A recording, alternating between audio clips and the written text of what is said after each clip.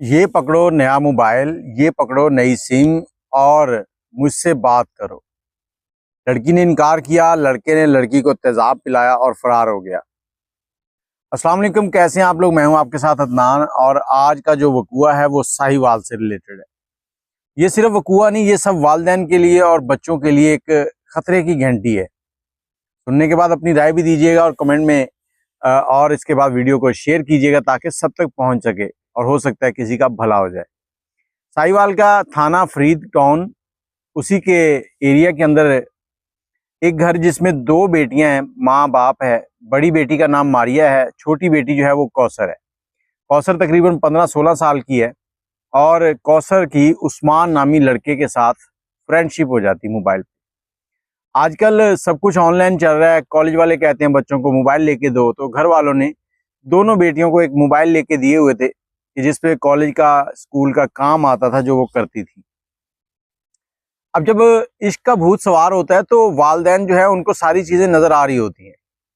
यहाँ पर वालिदैन देख रहे थे कि कौसर जो है उसका पहनावा, उसका मुस्कुराना, अपने आप को बनाना संवारना, ये खतरे की घंटी है। उन्होंने क्या किया, कौसर से मोबाइल ले लिया। मोबाइल लेने के बाद उसको समझाया। पहले तो कौसर ने भी कुछ उसमें तकरार बहस की, लेकिन आखिरकार उसको समझ आ गई कि मैंने अपने वालिदैन की इज्जत का ख्याल रखना है, मैंने इस रास्ते पर नहीं चलना, मेरा लक्ष्य तो कुछ और है, मेरी मंजिल कुछ और है, मैं कहाँ रास्ते में भटक रही हूँ। मैं एक हवा की बेटी हूँ जिसे जगह जगह लोग नोचने के लिए तैयार बैठे हैं। वालिदैन की बात जो है उसे समझ आई। उसने बड़ी बहन का मोबाइल लिया, मोबाइल लेके उस्मान को कॉल की। हेलो। उस्मान ने जैसे ही आवाज़ पहचानी उसकी जान में जान आई। काफ़ी दिनों से मारिया कौसर से बात नहीं हुई थी उसकी।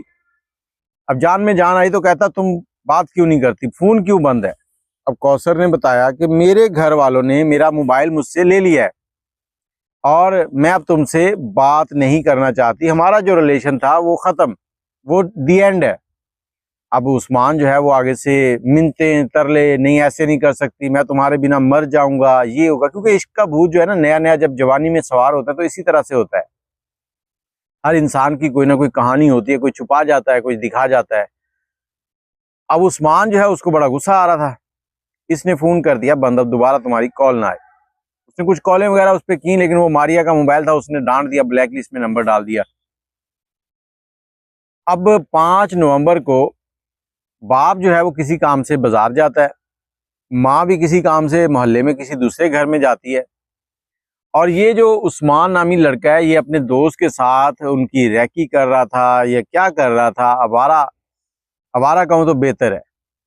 अब इसने क्या किया, ये उनके घर घुस गया। अब घर घुसा है सीधा कौसर के कमरे में, कौसर बैठी पढ़ रही है।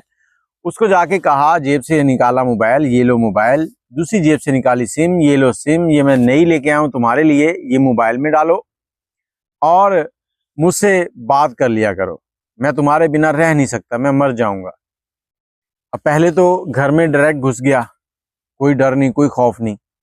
इसको सब पता था कौन घर है कौन नहीं है, रैकी कर रहा था।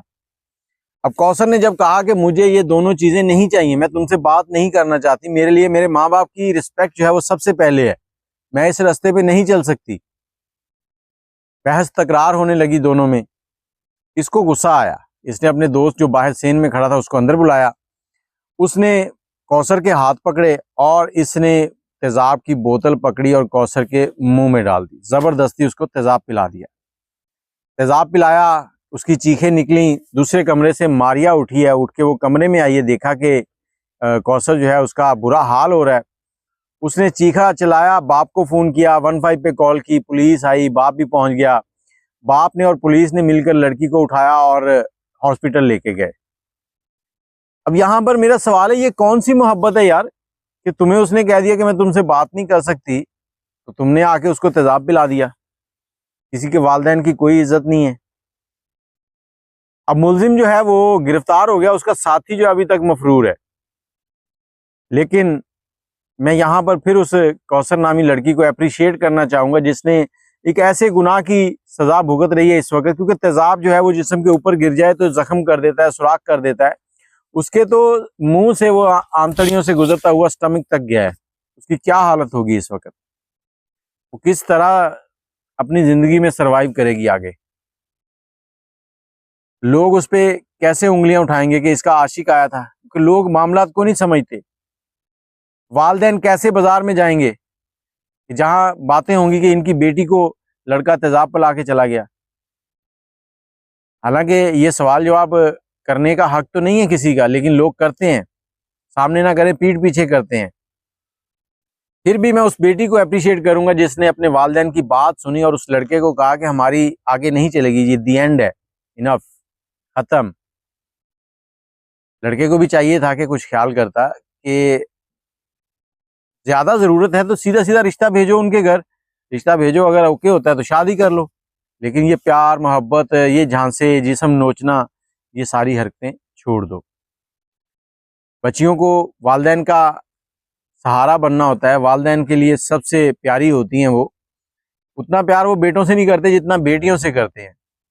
बेटियों को भी चाहिए कि वालिदैन के इस प्यार की लाज रखें, और इस तरह की अगर कोई गलती हो रही है तो उससे इज्तनाब करें, उसको छोड़ दें और मामलात को ख़त्म करके घर में अच्छी ज़िंदगी गुजारें, ताकि आपकी आखिरत भी संवर जाए, आपकी दुनिया भी अच्छी हो और आप पर कोई उंगली उठाने वाला भी ना हो। आपके पास कोई राय है तो कमेंट में ज़रूर दीजिएगा। वीडियो अच्छी लगी हो तो शेयर कर दीजिएगा, और दुआ करें कि इस तरह के मुजरिम अपनी सज़ा को पहुँचे ताकि किसी को दोबारा ऐसा जुर्म करने की हिम्मत ना हो। अल्लाह हाफिज़।